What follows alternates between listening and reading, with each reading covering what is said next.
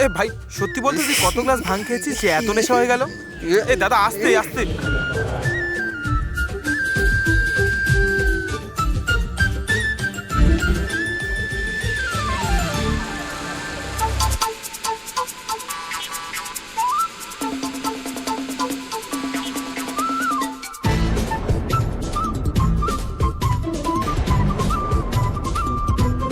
দেখ মন্দিরে এত বড় তামাশা হয়ে গেল, কিন্তু তোর নেশা এখনো কমলো না। তুই বোঝার চেষ্টা কর, একটু তো নিজেকে সামলা। এ দাদা, এর এইভাবে জ্ঞান ফিরবে না। তাহলে কিভাবে আসবে? একে জল অভিষেক করাতে হবে। অভিষেক মানে এই বাথরুমে? তো প্রবলেম কোথায়? আরে শিব ঠাকুরের যেমন জল অভিষেক হয়, ওকে ওইভাবে বসিয়ে শাওয়ার অন করে দাও। ঠিক আছে, ধর ধর ধর।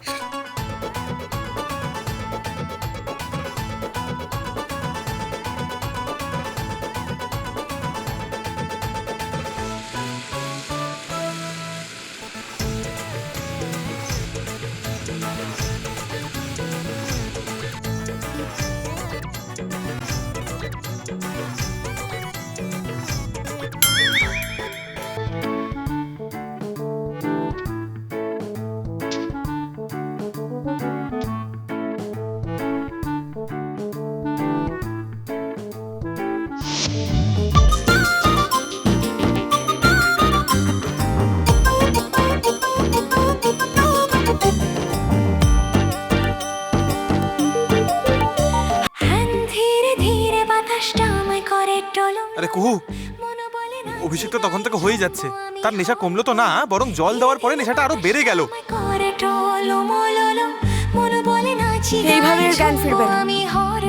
দাঁড়াও। এই এই নাগিসা, আরে এবার তো স্বপ্ন থেকে বেরো। আরে অনুষ্ঠান শেষ হয়ে গেছে, চলো ওঠো।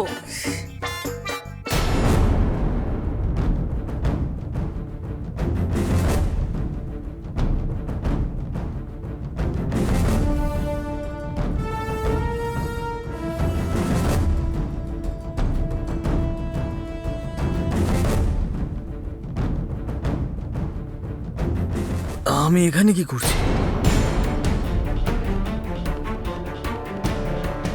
আরে আরে আরে নাগেশ বাবু, তোমাকে কোথাও যেতে হবে না।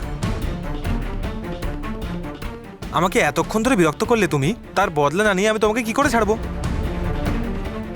এ দাদা, বিরক্ত করো না। নাগেশ দার আর জ্ঞান আসবে না, ওকে যেতে দাও। চলো তো দাদা, চলো চলো চল। আসুন আসুন আসুন আসুন স্যার, আসুন আসুন আসুন আসুন আসুন। স্যার বসুন, ওয়েলকাম ব্যাক। বসুন বসুন। প্লিজ। আপনাকে এই অবস্থায় দেখার জন্য আমি কতক্ষণ অপেক্ষা করছিলাম। আমি তো মন্দিরে গেছিলাম, তাই না? এখানে রুদ্রি।